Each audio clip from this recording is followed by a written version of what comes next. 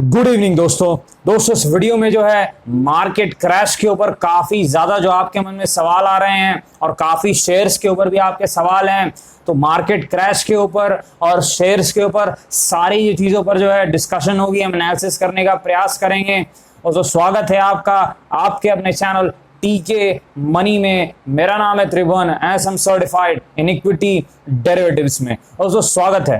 देखिए, एक सवाल जो आपके मन में है, ये कहीं ना कहीं क्या ये मार्केट क्रैश हो सकता है या फिर जो है ये एक करेक्शन भर है।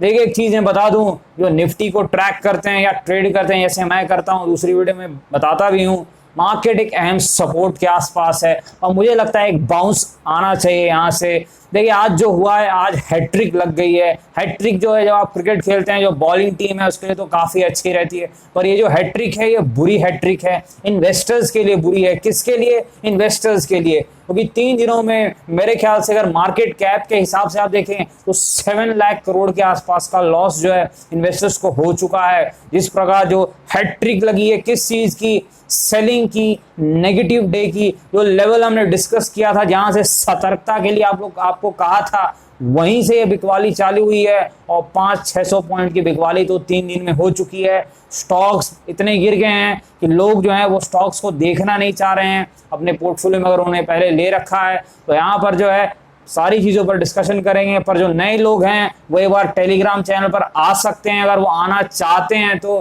क्या करेंगे, वो टेलीग्राम पे जाएंगे और टीके मनी सर्च कर सकते हैं। आप टीके मनी सर्च करेंगे तो आप जो है टेलीग्राम पर ऐड हो सकते हैं। तो यहाँ पर जो है जैसा आपको ठीक लगे। देखिए दोस्तों, यहाँ पर चर्चा की शुरुआत करते हैं। कहीं ना कहीं मार्केट में जो क्रैश है, काफी पैनिक है हर किसी के मन में। और शेयर्स जो हैं, हर दिन मैं देख रहा हूँ 8-10% कोई ना कोई शेयर गिर जा रहा है, कोई 12%। ऐसा लग रहा है जैसे एक रेस लगी है कि मैं ज्यादा लूटूंगा तो दूसरा बोलता है मैं थोड़ा ज्यादा लूट जाऊंगा। तो कहीं ना कहीं इन्वेस्टर्स के मन में पैनिक है। कल इंडिया बुल्स शिकार हुआ था इस चीज का, आज काफी शेयर शिकार हुए हैं। एक मुथूट फाइनेंस भी शिकार हुआ है और एमएनएम फाइनेंस भी जो है बेयर्स का शिकार हुआ है। मंदी करने वाले शॉर्ट सेलर्स ने काफी गिरा है। दोस्तों, यहाँ पर एमएनएम फाइनेंस पे आपका जो पहला सवाल है, ये फंडामेंटली मैंने आपको पहले ही बताया, कंपनी अच्छी है, महिंद्रा ग्रुप की कंपनी है।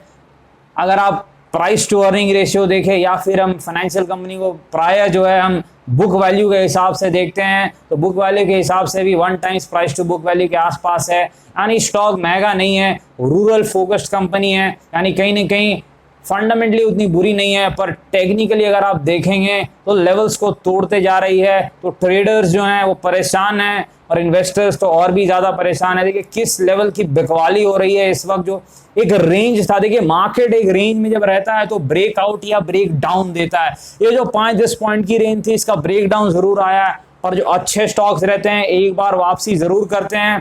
तो लेवल का आप ध्यान दीजिए। फंडामेंटली तो कोई बुरी कंपनी है नहीं, टेक्निकली भले बुरी है।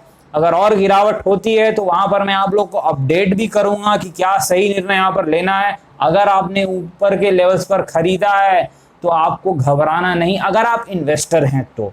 अगर आप ट्रेडर हैं तो स्टॉप लॉस लगा के काम कीजिए, क्योंकि मार्केट बहुत वॉलेटाइल है, बहुत सतर्कता के साथ काम कीजिए। अगर आप इन्वेस्टर हैं तो कंपनी बुरी नहीं है, बट देखिए दौड़ के आपको एवरेज भी नहीं करना। ये नहीं कि गिरा और आपको दौड़ के पहले ही राउंड में एवरेज कर लेना है। थोड़ा इंतजार कीजिए, सही लेवल्स आने दीजिए। कुछ बड़े सपोर्ट्स पे अगर टकराता है तो वहां पर हम देखेंगे क्या करना है। कंपनी फंडामेंटली बुरी नहीं है, अच्छी कंपनी है। बस थोड़ा जो है ये जितनी भी फाइनेंशियल जो एनबीएफसी और बैंक टाइप की कंपनी है वो समस्या में चल रही है। इस चीज का आप ध्यान दीजिएगा। देखिए, अगला जो स्टॉक है, गजब की कंपनी है, हाई क्वालिटी मैनेजमेंट है और स्टॉक का नाम क्या है? Nestle India. देखिए, नेस्ले एक एमएनसी कंपनी है, सबको पता है। और क्या प्रोडक्ट्स हैं ये भी सभी लोगों को पता है, मुझे बताने की जरूरत नहीं है। कॉफी से लेकर के बाकी सारी चीजें, मैगी हो जाए, हर चीज में ये है। प्रोडक्ट, नए नए प्रोडक्ट लाते ही जा रहे हैं कहीं ना कहीं जो है। तो कहीं ना कहीं फंडामेंटली तो कोई सवाल उठता ही नहीं है। टेक्निकली मैंने आपको क्या कहा था जब इस 17,000 के लेवल पर था कि थोड़ा ध्यान दीजिए, यहाँ पर प्रॉफिट बुकिंग जरूरी है, और जिन्होंने प्रॉफिट बुकिंग किया वो भी मजे कर रहे हैं और नीचे लेने के भी मूड में लग रहे होंगे। और ये सपोर्ट पे आ चुका है, नेस्ले इंडिया सपोर्ट पे आ चुका है। ये देखिए बड़ी कैंडल जो आपको दिख रही है, आप ये बड़ी कैंडल को देख लीजिए। बड़ी कैंडल हमेशा जो है मदद करती है जब एक स्टॉक गिर रहा होता है। जो बड़ी कैंडल्स होती है वो बताती है बिग बायर के जो है बारे में कि यहाँ कोई बड़ा बायर जरूर आया था। तो आपको क्या देखना है, जो बड़ी कैंडल लगी है 12,500 से 15,000 की, जो वीकली चार्ट में लगा रहा हूं, तो मेरे ख्याल से ये जो लेवल आपको दिख रहा है 14,000 से 15,000 के बीच का, मैं एक बार नोट भी कर देता हूं, नेस्ले की बात कर रहा हूं, 14,000 से 15,000 के बीच का लेवल। यहाँ जो हमारा जो तरीका है, हम 3 इंस्टॉलमेंट में जो है इन्वेस्ट करते हैं। तो पहला इंस्टॉलमेंट जो 30% का होता है वो इस बीच में बिल्कुल किया जा सकता है। बाकी तो आप अपने वित्तीय सलाहकार से जो है पूछ सकते हैं या फिर जो अपनी एनालिसिस भी कर सकते हैं। पर ये जो 14,000 से 15,000 का लेवल है, अच्छा लेवल है। मार्केट अगर गिर भी जाता है तो याद रखिएगा, नेस्ले इंडिया मेरे ख्याल से अब उतनी गिरावट नहीं दिखाएगा जितना मार्केट दिखाएगा। जिस प्रकार आज यूनिलीवर जो है उतना नहीं गिरा जितना मार्केट गिरा। तो इस चीज पर आप गौर कीजिएगा। नेस्ले इंडिया आ चुका है वहां जहां इसे आना चाहिए था, जहां हम इंतजार कर रहे थे इसके आने का। 15,000 के आसपास का प्राइस है, बढ़िया प्राइस है, पर एक बार में सिर्फ 30% इन्वेस्ट करना है।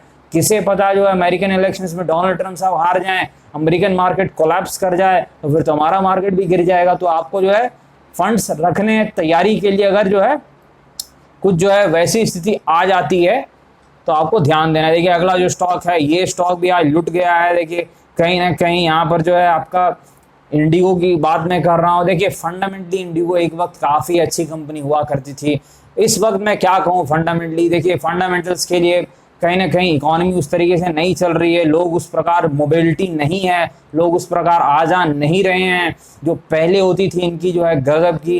पर मैनेजमेंट अच्छा है, चीज़ें अच्छी है। प्रॉब्लम इशू वही है कि टाइम जो है ये वायरस के कारण आपको पता है इन लोगों को दिक्कत काफ़ी हुई है। एक सपोर्ट ज़रूर मुझे दिख रहा है यहाँ 1200 के आसपास, जिस प्राइस के आसपास है यहाँ आसपास एक सपोर्ट ज़रूर है। जहाँ ये आया 1230 के आसपास कुछ, तो एक सपोर्ट ज़रूर है इंडिगो को 1200 के आसपास।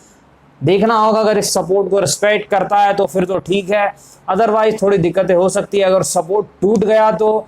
पर यहाँ पर आपको ध्यान देना है कि यहाँ पर रिस्क यही है कि वायरस अगर मान लीजिए थोड़े समय और चलता है तो कहीं ना कहीं लोगों की जो मोबिलिटी है उस पर असर तो पड़ेगा।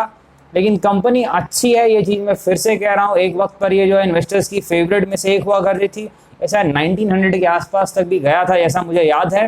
तो कहीं ना कहीं अगर 1200 के आसपास सपोर्ट ले तो ठीक है, बट थोड़ा रिस्क ज़रूर इस वक्त पर रहेगा, क्योंकि कहीं ना कहीं समस्या तो है।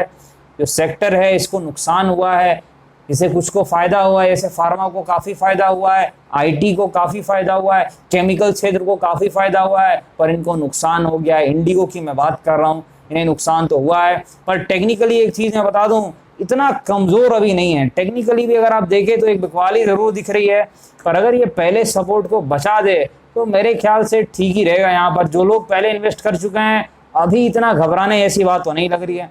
देखिए अगला जो स्टॉक है लार्सन, बहुत ही अच्छी कंपनी है, बताने की ज़रूरत नहीं है। लार्सन का नाम है, सबको पता है, प्रोजेक्ट काफ़ी पड़े हुए हैं। बस दिक्कत यही है कि अभी जो आपको पता है कहीं ना कहीं समस्या, जितने भी जो इंफ्रा रिलेटेड कंपनीज हैं, चाहे जो भी बैंक क्षेत्र की कंपनी है, फाइनेंस क्षेत्र की कंपनी है, इन्हीं के ऊपर गाज गिरी है कोरोना वायरस लॉकडाउन के कारण जो समस्या हुई है इकोनॉमी में।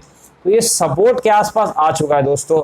मेरे ख्याल से 800 850 का जो लेवल है लार्सन का, लार्सन की मैं बात कर रहा हूँ, 800 से जो 850 का जोन है, मेरे ख्याल से फर्स्ट इंस्टॉलमेंट डालने के लिए अच्छा जोन रह सकता है। एक डिस्क्लेमर मैं दे दूं, यहाँ पर कहीं ना कहीं मेरे पोर्टफोलियो में भी है और हाँ लॉस में है, ये चीज़ मैं बता दूं आप लोगों को। लेकिन ये जो जोन है हो सकता है यहाँ पर मैं भी कुछ काम करूं, अगर करूंगा तो हो सकता है आपको टेलीग्राम पर अपडेट भी कर सकता हूं।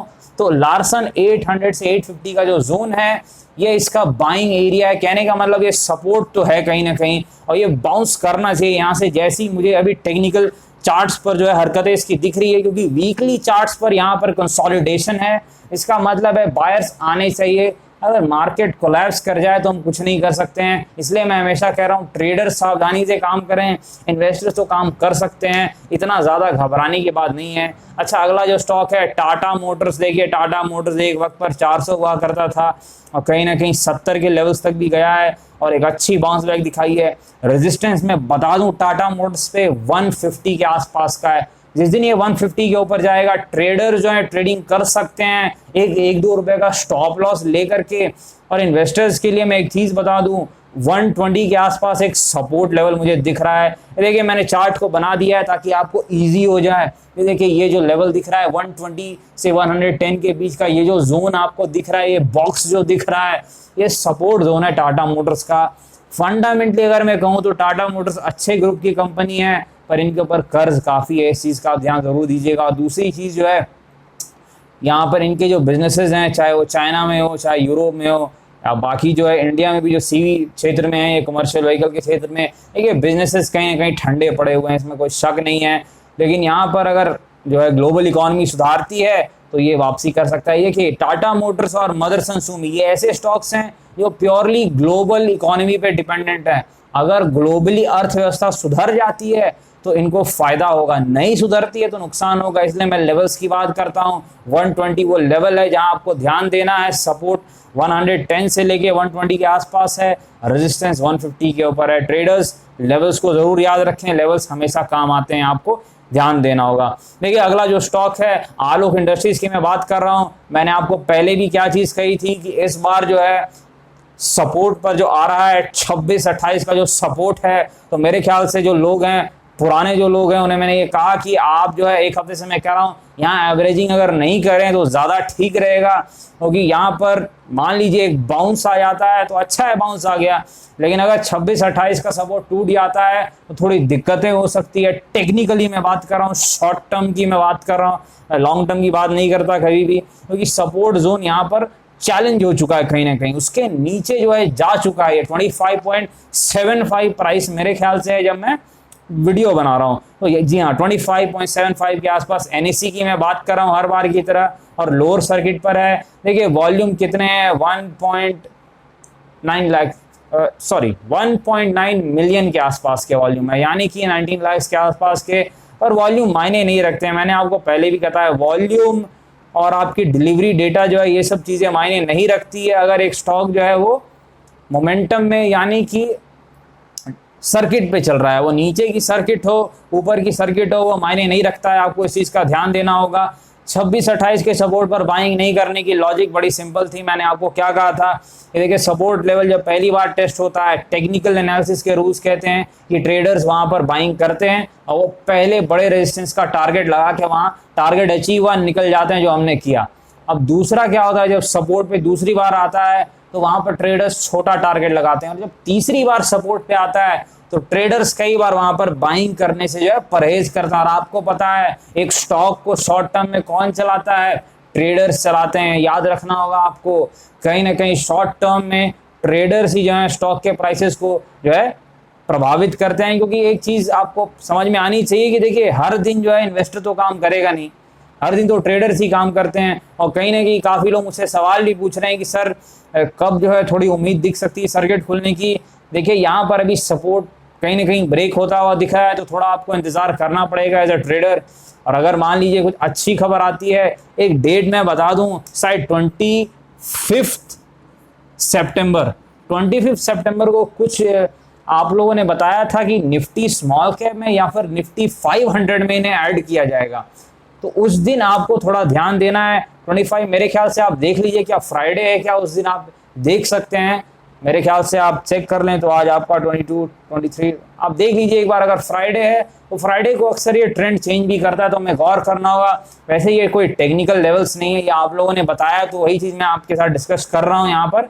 इस चीज़ को आप गौर कीजिए। और एक चीज़ किसी ने कही थी कि सर कुछ जो आलोक इंडस्ट्रीज में कुछ आर्टिकल कहीं छप रहा था, कुछ 1100 करोड़ के आसपास के फ्रॉड के आसपास का। देखिए ये सब पुरानी बातें हैं। कहने का मतलब है कि जो पुराना मैनेजमेंट था, जिन्होंने जो कंपनी को बैंकरप्ट कर दिया, कहीं ना कहीं ये उस समय की खबर है, ये अभी की खबर नहीं है, तो इससे कोई अभी इन्फ्लुएंस नहीं होना चाहिए। ये काफ़ी लोग जो है पुरानी खबर को जो है वापस ला करके फिर से जो चला देते हैं, तो मेरे ख्याल से उस प्रकार की चीज़ें मैंने जा करके देखी थी, और एक BSE पर एक अनाउंसमेंट भी हुई थी, आप लोगों ने कहा था चेक करने के लिए। अच्छा, मेरे ख्याल से वो जो अनाउंसमेंट है वो रूटीन अनाउंसमेंट है। कोई भी कंपनी अगर रिजल्ट डिक्लेयर करती है तो मेरे ख्याल से कुछ रूल है कि उन्हें एक न्यूज़पेपर में देना होता है, तो वही उन्होंने रिजल्ट वहाँ पब्लिश किया है। ये कोई मतलब ऐसी अनाउंसमेंट नहीं है जिससे प्राइस इन्फ्लुएंस हो ऊपर या नीचे, किसी भी तरफ, दोनों तरफ को प्राइस को जो है इन्फ्लुएंस करने वाली अनाउंसमेंट ये नहीं है। इस चीज़ को आप गौर कीजिएगा। एक चीज़ मैं बता दूं, आलोक इंडस्ट्रीज के ऊपर मैंने आपको कहा था संडे को मैं एक एक्सक्लूसिव वीडियो बनाऊंगा, वो तो नहीं बना सका, और मैंने आज भी कहा था कि मैं एक एक्सक्लूसिव वीडियो बनाऊंगा, लेकिन वो भी जो है नहीं बना पाया। लेकिन मेरा प्रयास रहेगा कि बहुत जल्द एक पूरी एनालिसिस के साथ एक एक्सक्लूसिव वीडियो बनाऊं, ताकि जो है किस लेवल पर जो है अब काम करना है वो आपको ध्यान देना होगा, तो वो चीज़ें मैं डिस्कस ज़रूर करूँगा। देखिए, एक्सिस बैंक के बारे में एक चीज़ मैं बता दूँ, टेक्निकली कमज़ोर है, फंडामेंटली देखिए कंपनी अच्छी है, बैंक अच्छा है, कासा रेशियो देख लीजिए या आप कुछ भी देख लीजिए, देखिए मैनेजमेंट क्वालिटी जो है, अमिताभ चौधरी साहब जो हैं, जो भी है चीज़ें। प्रॉब्लम बैंकों के साथ एक ही चीज़ है दोस्तों, बैंक कहीं ना कहीं समस्या में आ गए हैं। NBFC जो है ये लॉकडाउन के कारण, ये जो कोरोना वायरस के कारण यहाँ पर जो है इकोनॉमी को इफेक्ट हुआ है, इस कारण जो है बैंक्स को काफ़ी दिक्कतें हैं। बैंक का एक NPA होता है, आपको पता है, नॉन परफॉर्मिंग एसेट, वो बढ़ जाता है। इसी कारण जो है समस्या हुई है, तो इसको आपको थोड़ा ध्यान देना पड़ेगा। ये लेवल ज़रूर आ गया है, 400 के आसपास एक सपोर्ट है, तो मेरे ख्याल से 400 के आसपास 380 to 400 एक्सिस बैंक की मैं बात कर रहा हूँ, एक सपोर्ट एरिया है। 380 to 400 पहला सपोर्ट। अगर गलती से ये लेवल टूट जाते हैं तब आपको 300 से 330 देखने को मिल सकता है। तो अगर किसी को यहाँ पर बाइंग पोजीशन इनिशिएट करनी है तो एक बार में ना करें, बैंकिंग स्टॉक में भी वही तरीका अपनाएं, 3 बार में करें। 100 रुपये लगाने, एक बार 30 रुपये लगाइए, गिर जाता है, फिर 40 रुपये लगाइए, फिर गिर जाता है, फिर 30 रुपये, और उसके बाद मत लगाइए। 3 बार से ज़्यादा एवरेज कभी नहीं करना चाहिए एक स्टॉक को। ये चीज़ मैं बता दूं, अगर स्टॉक में ताकत है वो घूम के ज़रूर आपके एवरेज प्राइस के ऊपर जाएगा बहुत जल्द, तो आपको ये चीज़ का ध्यान देना है। दोस्तों, वीडियो ठीक लगी तो आप जो है लाइक सब्सक्राइब कर सकते हैं, और आपको पता है डिस्क्लेमर की वीडियो एजुकेशनल और इन्फॉर्मेशनल पर्पस के लिए बनाई गई थी, तो कृपया अपने सरकार संपर्क में वो भी फैसले, बाजार में अनेक प्रकार की जोखिम है। धन्यवाद।